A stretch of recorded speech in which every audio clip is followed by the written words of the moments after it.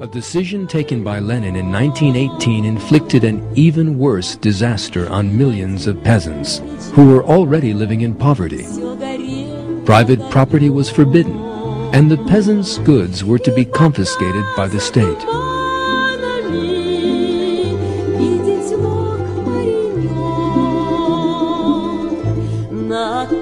Lenin carried out that policy by means of another right-hand man, Felix Dzerzhinsky, the head of the Cheka, well known for his ruthlessness.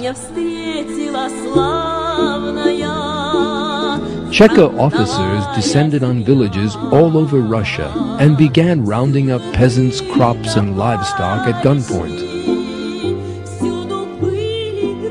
A quota to be handed over by every peasant and given to the Bolsheviks was drawn up. In order to meet that quota, most of them had to give up all that they possessed. Peasants who protested were silenced by the most savage means.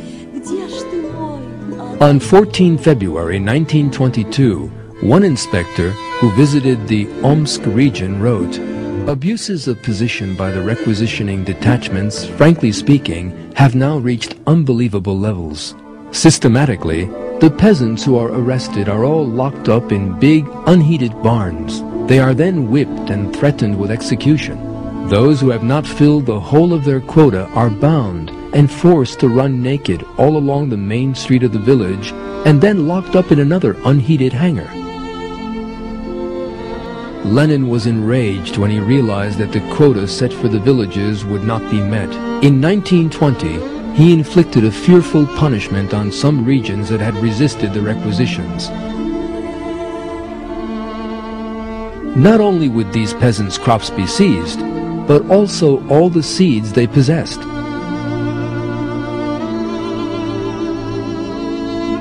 Confiscating the seeds meant that the peasants would be unable to produce a new crop.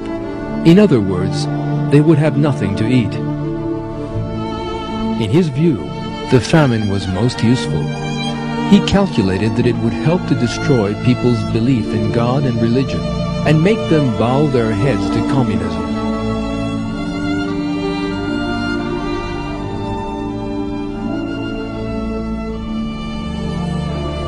In the Black Book of Communism that sent shockwaves around the world, that devilish idea of Lenin's is discussed thus. As one of his friends later recalled, Vladimir Ilyich Ulyanov had the courage to come out and say openly that famine would have numerous positive results.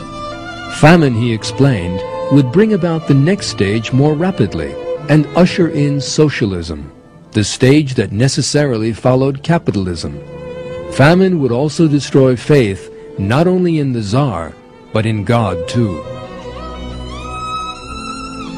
This is what Lenin wrote to the members of the Politburo on March 19, 1922. The present moment favors us.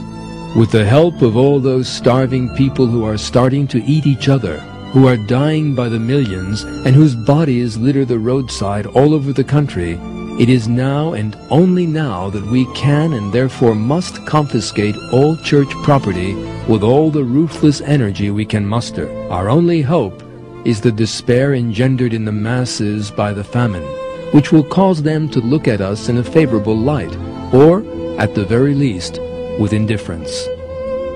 These communications in the Soviet archives have revealed that Lenin deliberately brought about that dreadful famine which cost 5 million lives.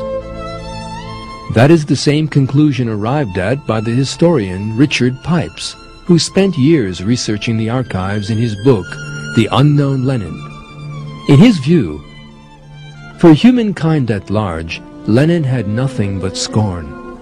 Individual human beings held for Lenin almost no interest, and he treated the working class much as a metal worker treated iron ore. Not only did Lenin regard human beings as a species of animal, he also employed animal methods to train them. In October 1919, he paid a personal visit to the Russian scientists Ivan Pavlov famous for his conditioned reflex experiments on animals. Lenin wanted to impose these conditioned reflex methods on the whole of Russian society. "I want the masses of Russia to follow a communistic pattern of thinking and reacting," Lenin explained. Pavlov was astounded. It seemed that Lenin wanted him to do for humans what he had already done for dogs. "Do you mean that you would like to standardize the population of Russia? Make them all behave in the same way?" he asked. "Exactly," replied Lenin. "Man can be corrected.